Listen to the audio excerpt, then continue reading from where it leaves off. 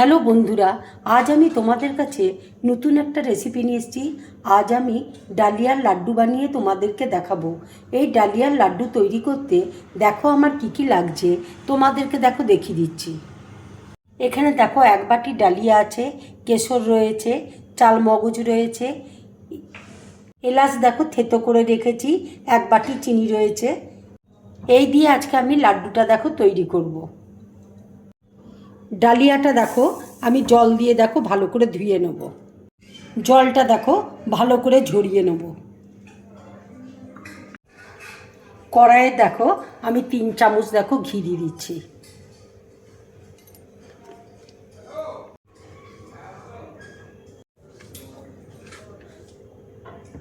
ঘি দেখো মেল্ট হয়ে গেছে। এবার আমি ডালিয়াটা দেখো ঘিয়ের মধ্যে দিয়ে দেবো। 4 মিনিটের মতন দেখো আমি ভেজে নেব।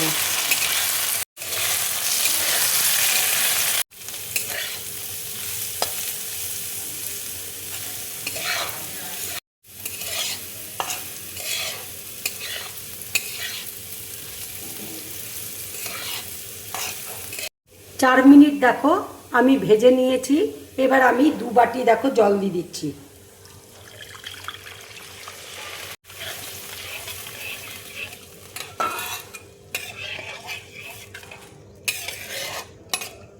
এবার দেখো একটু আমি ঢাকা দিয়ে দিচ্ছি। এবার দেখো ফ্রাই প্যানে আমি চাল মগজটা শুকনো নেড়ে নেব।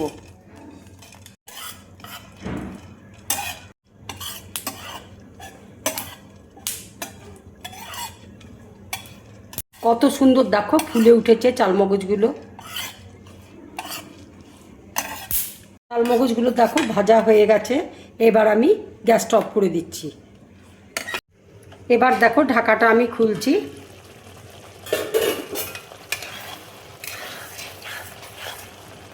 এবার আমি একটু ফুড কালার দেখো দিয়ে দিচ্ছি। কালারটা দেখো কত সুন্দর এসছে।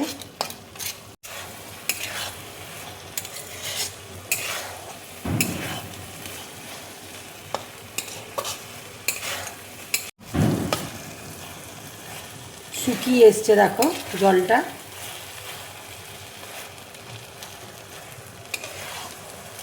শুকিয়ে গেছে দেখো জলটা। এবার আমি চিনি দেখো দিয়ে দেবো। যে যেমন মিষ্টি খাও সেই হিসাবে চিনিটা দেবে।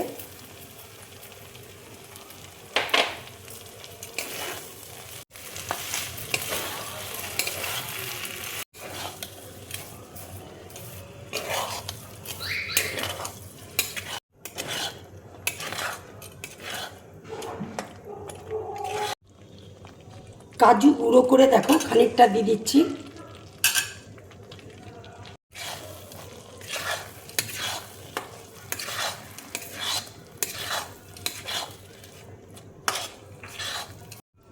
এলাচ দেখো দিয়ে দিচ্ছি।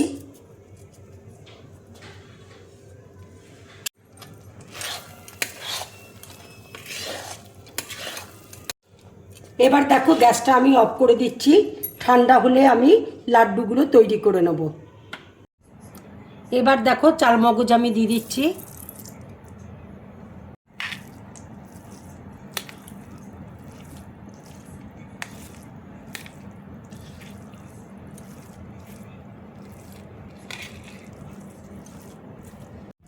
হাতে দেখো আমি অল্প করে দেখো ঘি বুলিয়ে নিয়েছি। এবার আমি লাড্ডুগুলো তৈরি করে নেব।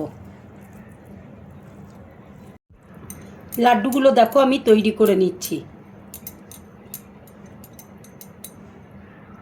দেখো কত সুন্দর লাড্ডুগুলো তৈরি হয়েছে।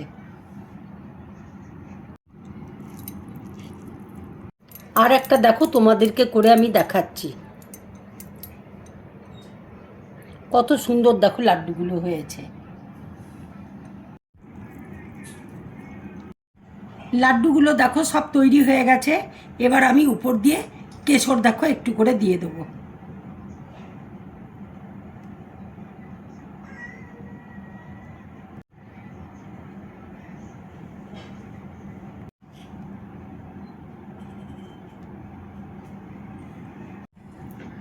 এইভাবে তোমরা ডালিয়ার লাড্ডু বানিয়ে বাড়িতে খাবে, খেয়ে আমাকে অবশ্যই কমেন্টস করে তোমরা জানাবে তোমাদের কেমন লাগলো।